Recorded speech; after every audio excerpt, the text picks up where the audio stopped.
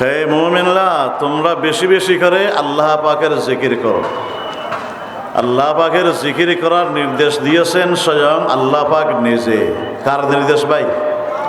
যিনি বলেছেন নামাজ কায়েম করো, যাকাত আদায় করো, এবং তোমরা রোজা পালন করো, হজ আদায় করো, সত্য কথা বলো, আর মাতাপিতার সেবা করো, তাদের জন্য দোয়া করো, যত সৎকর্মের আদেশ যে মহান রব্বুল আলামিন আমাদেরকে দিয়েছেন কোরআনে করিমে, সেই মহান রব আমাদেরকে তার পাশাপাশি কোরআনে করিমের বিভিন্ন জায়গায় আমাদেরকে আদেশ করেছেন, নির্দেশ দিয়েছেন আল্লাহ পাকের জিকির করার জন্যে।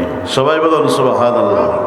আল্লাহ পাকের ইরশাদ করতেছেন, হে মুমিন বান্দারা, আমার বিশ্বাসী বান্দারা, তোমরা আমি আল্লাহ পাকের জিকির করো। অল্প করলে হবে না, জিকিরান কাসীরা, বেশি বেশি জিকির করো। আল্লাহর রাসূল ইরশাদ করতেছেন পবিত্র হাদিস শরীফের ভিতরে, তোমরা এইভাবে জিকির করো, জিকির করতে করতে কেউ দেখলে তোমাদেরকে যেন পাগল বলে, যে লোকটা পাগল হয়ে গিয়েছে। এত বেশি জিকির করো, হাত্তা ইয়াকুলু মজনুন, এটা জমার সিগা।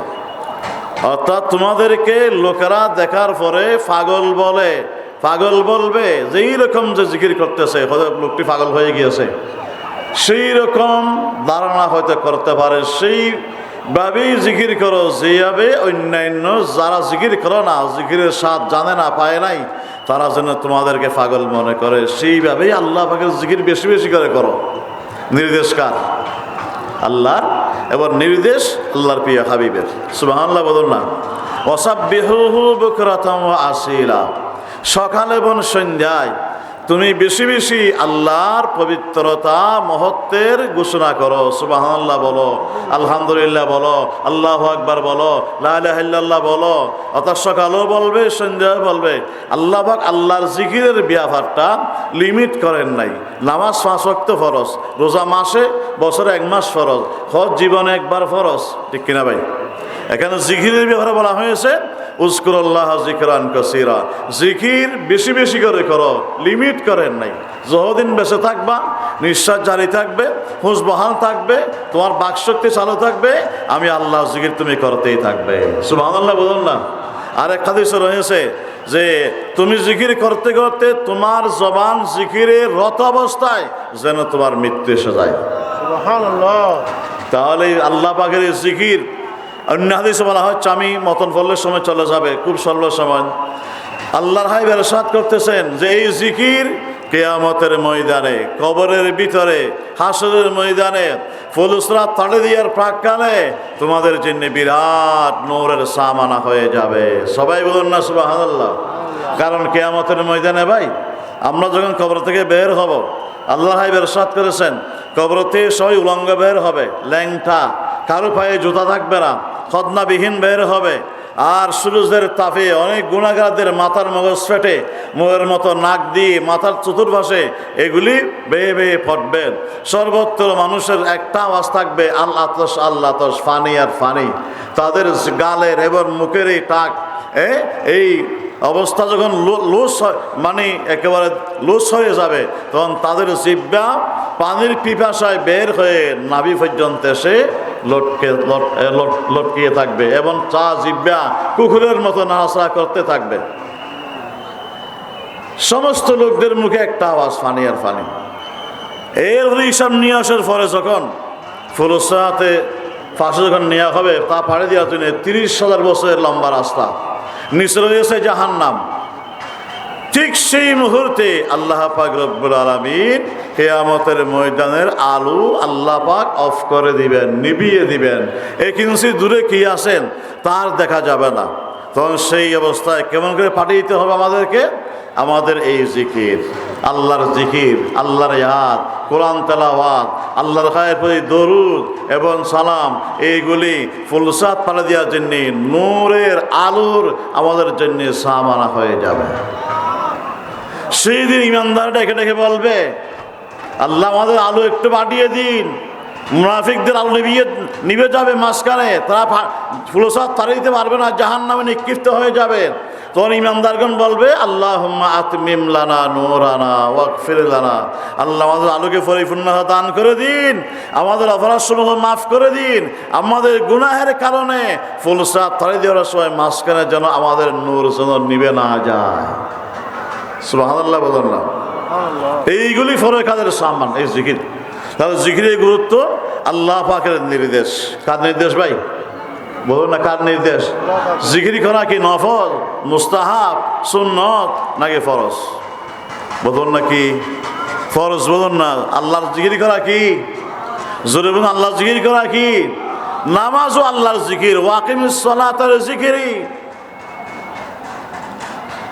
এরপরে তার নামাজ আল্লাহর জিকির হলে, রোজা আল্লাহর জিকির হলে, দান সৎকার আল্লাহর জিকির। তাহলে আমরা আল্লাহর জিকির এইগুলা কেমন করে বেশি করে করবো?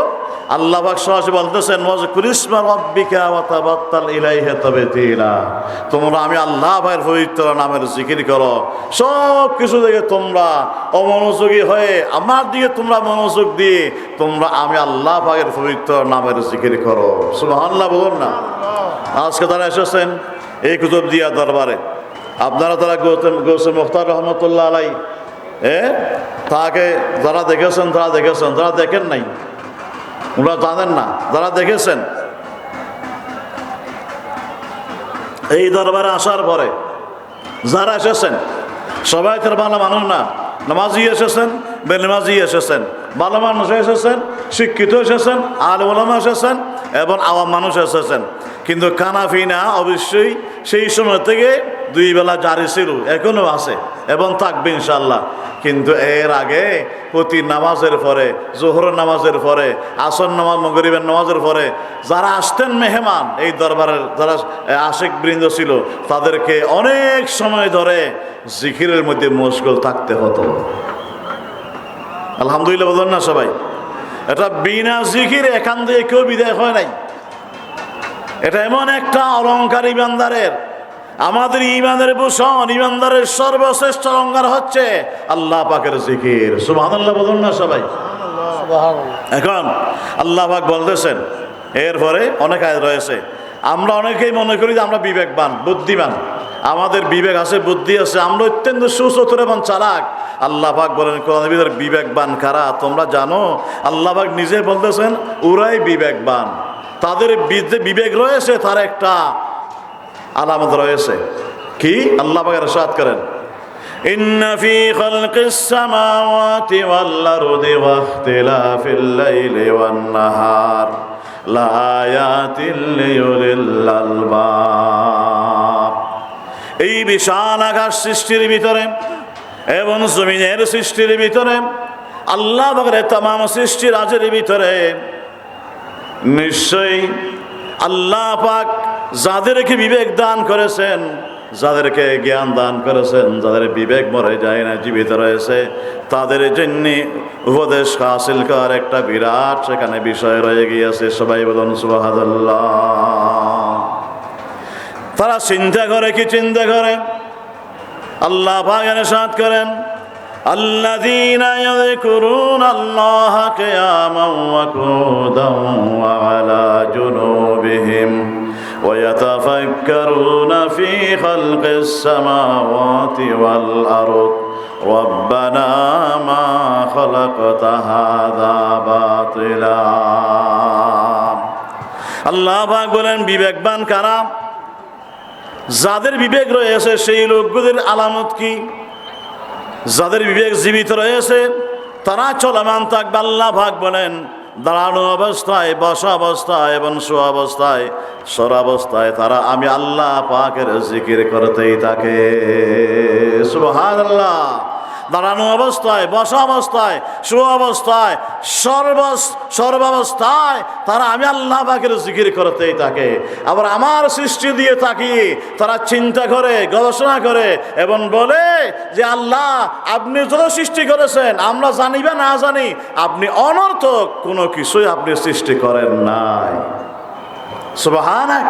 আপনি মহাপবিত্র, আপনি পবিত্র সত্তা, দুর্বলতা মুক্ত সত্তা, ফাকিনা আযাবান নার, দয়া করে আমাকে একটু আপনার আগুনের শাস্তি থেকে, জাহান্নাম থেকে আমাকে একটু মুক্তি দান করে দিন। দাঁড়ানো অবস্থায় জিকির করে, বসা অবস্থায় করে, শো অবস্থায় করে, আর আল্লাহকে বলে আপনি অন্য কেউ সৃষ্টি করেন নাই, আল্লাহ আমি একজন নগণ্য সৃষ্টি আপনার সৃষ্টির ভিতরে, দয়া করে আমাকে জাহান্নাম থেকে একটু পরিত্রাণ দান করে দিন, মুক্তি দান করে দিন। সুবহানাল্লাহ বলুন না সবাই। এরপর ইমানদার যাদের বিবেক রয়েছে তারা কি বলে? আল্লাহ পাক বলেন তারা সর্বাবস্থা আল্লাহর জিকির করতেই থাকে। তারা কি বলেন? রব্বানা ইন্নাকা মান তুদখিলিন নার ফাকাদ আখযাইতা ওয়া মা লিয-যালিমিনা মিন আনসার। আল্লাহ, এই জাহান্নামে আপনি যাকে নিক্ষেপ করেছেন, প্রবেশ করিয়েছেন, আপনি চূড়ান্তভাবে সেই লোকটিকে আপনি অপমানিত করেছেন। আর জাহান্নামে নিক্ষেপ করার চাইতে বড় অপমান আর বেইজ্জতি আর কোনো কিছু নেই। সুবহানাল্লাহ বলুন না। আল্লাহ আমাদেরকে যেন জাহান্নাম থেকে মুক্তি দান করেন। সবাই বলুন আমিন।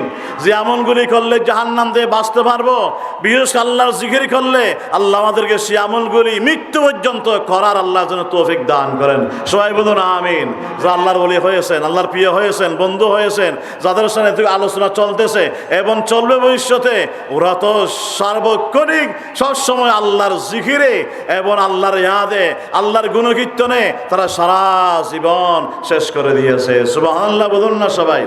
আল্লাহ পাক হাদিসে কুদসির ভিতর রয়েছে, আল্লাহর প্রিয় হাবিব ইরশাদ করতেছেন, আমার আল্লাহ বলেছেন, আমার দিকে তাকান, আমার আল্লাহ পাক বলেছেন, বান্দা যখন জিকির করে আনা জলিসুন মান যাকারানি, বান্দা যখন আমি আল্লাহর জিকির করে আমাকে ডাকে, তখন আমি আল্লাহ সেই বান্দার পাশে অবস্থান করি। সুবহানাল্লাহ বলুন না। আমি তার পাশে থাকি, অর্থাৎ আমার রহমত তাকে ঘেরাও করে রাখে, সে আমার রহমতের ভিতরে সে ডুবে থাকে। সুবহানাল্লাহ বলুন না সবাই। আরেক হাদিসে রয়েছে, যখন বান্দা তার দুইটো নেড়ে নাড়াচাড়া করে যখন জিকির করে, তার দুইটো জন সামান্য একটু মাঝখানে ফাঁকা হয়, এবং এই অবস্থায় আল্লাহ পাক বলেন সেই জিকিরের রত বান্দার বাঁদির দুই ঠোঁটের মাঝখানে আমি আল্লাহ কুদরতের এবং রহমতের আসন নিয়ে বসে থাকি। আল্লাহর বেশি নৈকট্য হাসিল করা যায় আল্লাহর জিকিরের মাধ্যমে, ঠিক কিনা ভাই? সেই জিকিরের ব্যাপারে কোরআনে অনেক আয়াত রয়েছে। আরেকটা আয়াত বলি আপনাদের সামনে। আল্লাহ পাক ইরশাদ করেন, ওয়াযকুর রাব্বাকা ফী নাফসিকা তাদাররুআন ওয়া খীফা ওয়া দুনাল জাহরি মিনাল কওল বিল গুদুবি ওয়াল আসাল। আল্লাহ পাক ইরশাদ করেন, তুমি আমার জিকির করো, মনে মনে করো, ছোট আওয়াজে করো, ভীতি নিয়ে করো, চোখের পানি ফেলে ফেলে আমি আল্লাহকে ডাকো। আল্লাহ পাক বলতেছেন বেশি উচ্চ ডাকার প্রয়োজন নেই, আরেকজনের জন্য ডিস্টার্ব না হয়। যখন সবাই উচ্চ জিকির করবেন আপনিও করতে পারবেন, সেই অবস্থায় কোনো নিষেধ নেই। আছে না ভাই? নিষেধ নেই। আল্লাহ পাক বলেন জিকির করতেই থাকো, চোখের পানি ছেড়ে দিয়ে জিকির করো, ভীতি নিয়ে জিকির করো, আমি আল্লাহর রহমতের আশা নিয়ে জিকির করো, মাগফিরাতের উদ্দেশ্যে নিয়ে জিকির করো। আল্লাহ পাক বলেন ওয়ালা তাকুম মিনাল গাফিলিন। এই দুনিয়ার জীবন ক্ষণস্থায়ী জীবন, এই আছে এই নাই, আজকে আছে কালকে নাই, মৃত্যু যে কোনো সময় সোয়াল মারতে পারে। আল্লাহ পাক বলেন বান্দা জিকিরের ব্যাপারে তুমি কোনোদিন অলসতা দেখাইও না, অলস হবে না, তুমি সার্বক্ষণিক জিকিররত থাকো। এটা হুকুম করতেছেন কে? সে আল্লাহ পাক রব্বুল আলামিন নিজে। আল্লাহ পাক বলেন আমাকে কেমন করে ডাকবা, জিকির করবা, আল্লাহ শিখিয়ে দিচ্ছে আমাদেরকে। কলিদুল্লাহ, আমার দিকে দেখুন, কলিদুল্লাহ আবিদুর রহমান আইয়ামান তাদউ ফালাহুল আসমাউল হুসনা। তোমরা আমাকে আল্লাহ বলে ডাকো, রহমান বলে ডাকো, ইয়া আল্লাহ বলে ডাকো, ইয়া রহমান বলে ডাকো, ইয়া রহিম বলে ডাকো, ইয়া গফুর, ইয়া গফফার বলে ডাকো। আল্লাহ পাক বলতেছেন আমার সুন্দর সুন্দর নামসমূহ রয়েছে, যে কোনো নাম দিয়ে তোমরা আমাকে ডাকবে। আল্লাহ পাক বলতেছেন উদউনি আস্তাজিব লাকুম। বান্দা তুমি যেখানে থাকো না কেন আমাকে ডাকার সঙ্গে সঙ্গে আমি আল্লাহ তোমার ডাকের মধ্যে আমি আল্লাহ সাড়া দিয়ে দেব। সুবহানাল্লাহ। আমি আল্লাহ সাড়া দেব, আমি তোমার বেশি নিকটে, আমার আশায় নিকটে কেউ নেই তোমার যত আছে আপনজন সবার চাইতে আমি তোমার বেশি আপন। সুবহানাল্লাহ বলুন না। আল্লাহ পাক কোরআনে বলতেছেন, ওই দুনিয়ার মুমিন বান্দার বান্দিরা, এই পৃথিবীতে তোমাদের আপন বলতে কেউ নেই, তোমাদের আপন প্রথম নম্বরে আমি, আমার পরে আমার প্রিয় রাসূল তোমাদের একমাত্র আপনজন। ঠিক কিনা ভাই? এই কথা কার? জোরে বলার কথা কার? আল্লাহ বাগানে সাদ করেন, ইন্নামা ওয়ালিয়ুকুমুল্লাহু ওয়া রাসূলুহু ওয়াল্লাযীনা আমানু আল্লাযীনা ইউকিমুনাস সালাতা ওয়া ইউতুনাজ যাকাতা ওয়া হুম রাকিউন। আল্লাহ পাক বলেন, নিশ্চয়ই তোমরা ভালো করে জেনে রাখো, তোমাদের একমাত্র আপনজন, তোমাদের কল্যাণকামী, তোমাদের গার্জিয়ান, তোমাদের অভিভাবক আমি আল্লাহ, এরপরে আমার প্রিয় রাসূল ওয়া রাসূলুহু। আর যদি তোমাদের আপন কেউ থাকে আমি এবং আমার রাসূলের পরে, তাহলে সত্যিকার ইমানদারেরা। সত্যিকার ইমানদার কারা? আল্লাহ বলতেছে, আল্লাযীনা ইউকিমুনাস সালাতা ওয়া ইউতুনাজ যাকাত, যারা নামাজ কায়েম করেন, যাকাত আদায় করে, ওয়া হুম রাকিউন, আল্লাহর সিদ্ধান্তের সামনে, রাসূলের শরীয়তের সিদ্ধান্তের সামনে, আল্লাহ এবং নবীর শরীয়তের দাবির সামনে যারা সব সময় মাথা নত করে জীবন যাপন করে, সেই রকম প্রকৃত পিওর মুমিন তোমরা ইমানদারদের আপনজন। ঠিক কিনা ভাই? ওদেরকে বলা হচ্ছে, আর যার মধ্যে আল্লাহ পাক আমার প্রিয় বান্দা, মুহসিন বান্দা, আর যা বলা হচ্ছে ওরা আমার ওয়ালি, আমার বন্ধু। ঠিক কিনা ভাই? ওরা যারা আল্লাহর হুকুম সদা সর্বদা মানার জন্য প্রস্তুত থাকে সবসময়, সেই রকম মুমিনরাই আরেকজন মুমিনের বন্ধু হতে পারে, আপনজন হতে পারে। তাহলে আমাদের আপনজন হচ্ছে একমাত্র আল্লাহ, দ্বিতীয় আল্লাহর প্রিয় রাসূল। তাহলে আল্লাহ পাক বলতেছেন, আমি তোমাদের বেশি আপন, আর আমার পরে আমার প্রিয় রাসূলের চাইতে আপন এই দুনিয়ার জমিনে তোমরা মুমিনদের জন্য আর কেউ নাই। আছে? জোরে বলুন না, আছে না ভাই?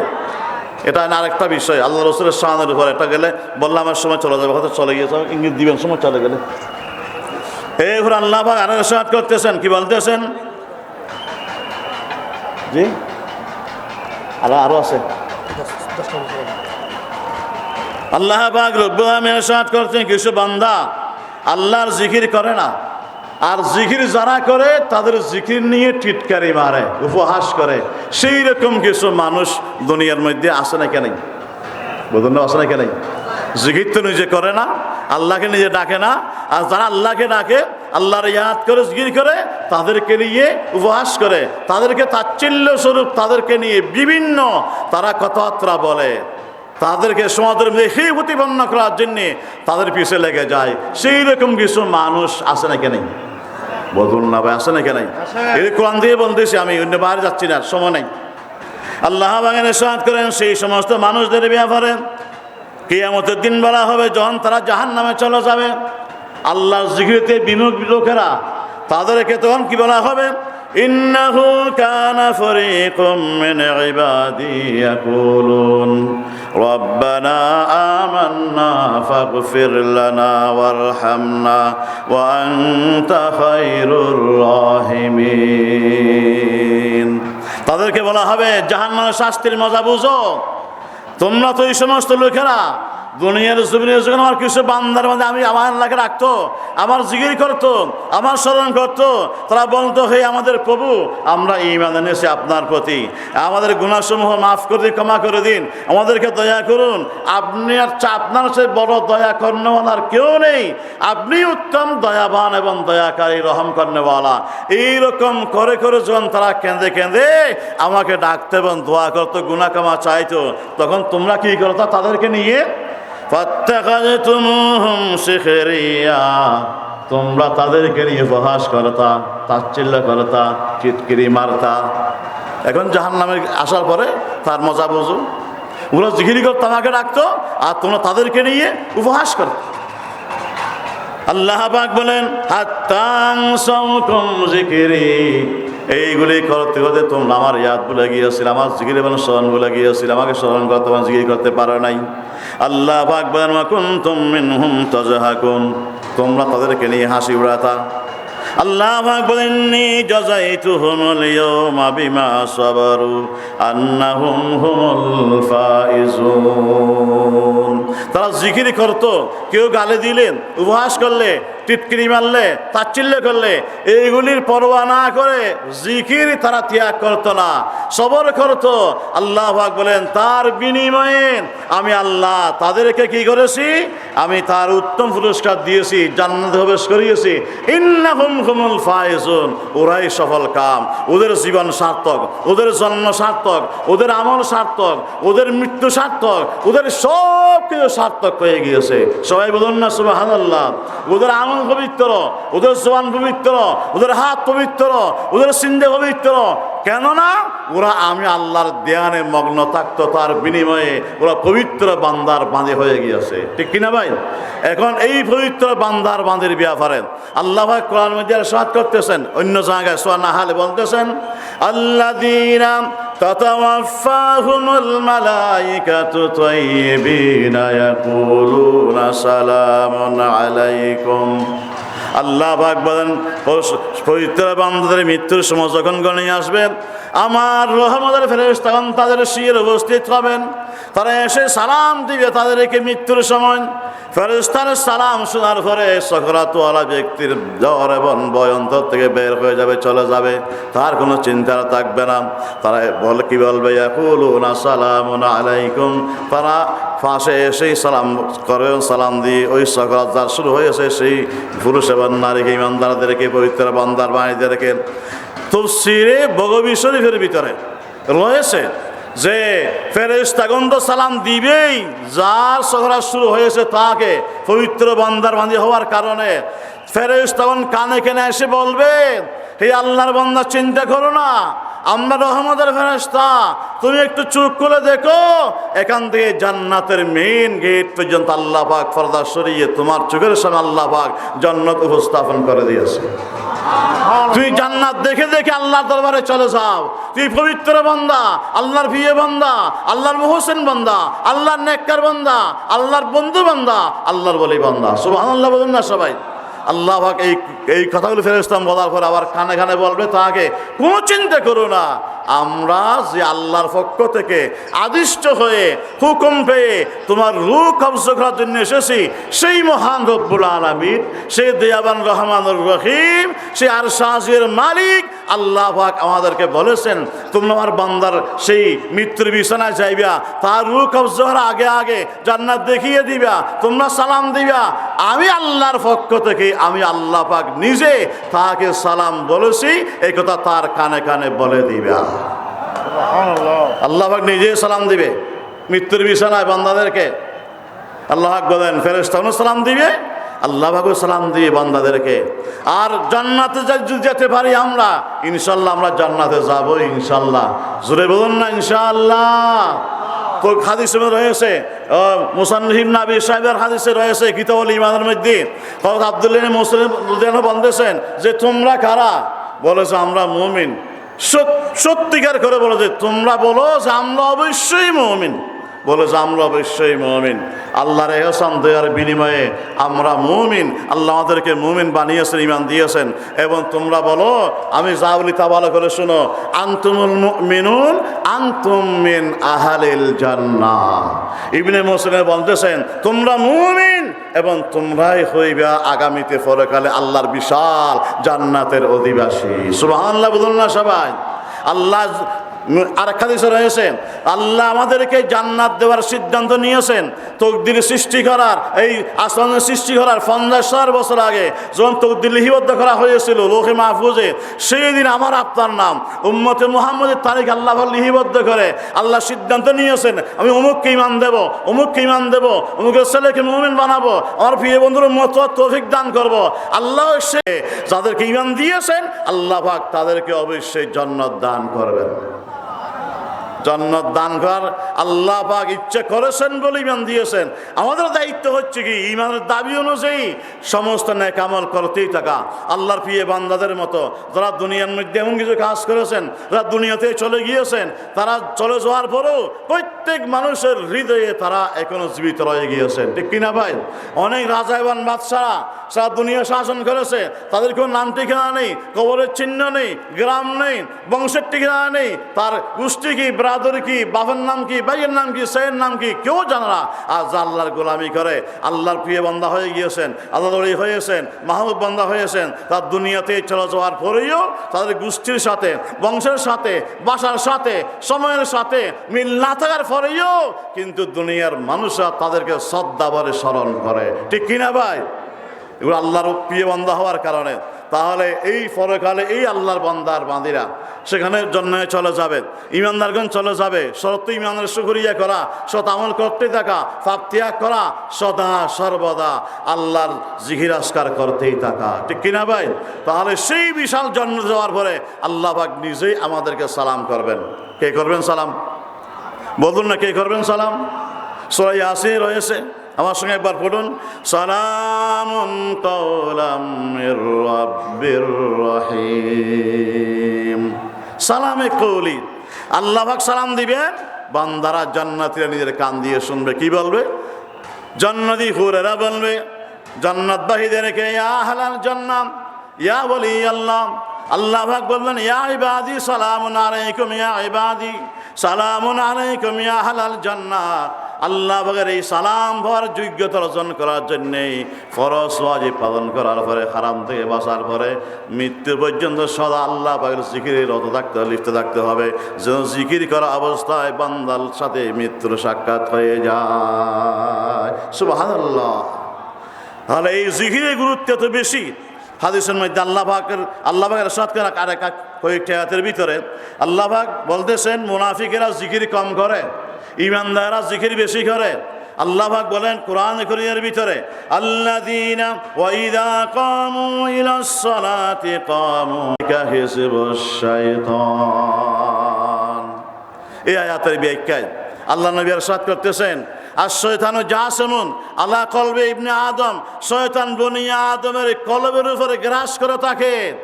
ইদা যাকারাল্লাহ খানাসা, আল্লাহর ইয়াদ করলে শয়তান দূরে চলে যায়। ও ইদা গাফালা ওয়াসওয়াসা, আল্লাহর জিকির বাদ দিয়ে না করলে শয়তান এসে আবার অন্তরের ভিতরে ওয়াসওয়াসা এবং বিষাক্ত, ঈমান বিদ্বেষী, ইসলাম বিদ্বেষী এবং আখলাক বিনাশী এই পয়জনগুলি আবার ঢেলে দেয়। নাউজুবিল্লাহ বলেন না সবাই।